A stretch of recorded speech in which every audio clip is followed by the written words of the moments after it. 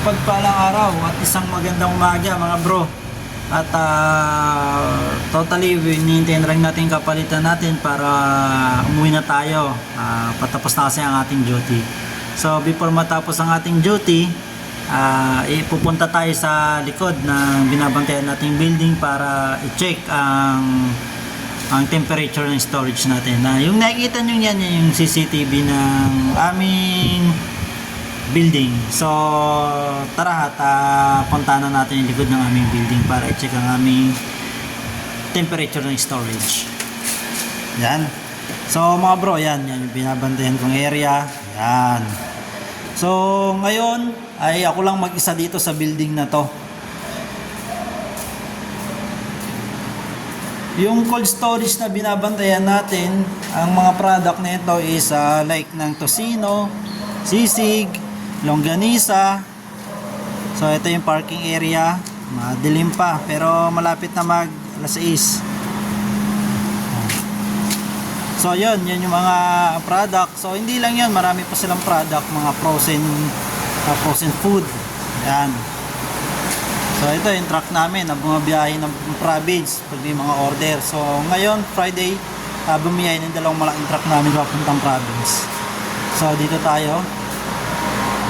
Ayan. So eto, at check natin. Ayan. So far so good. Okay naman.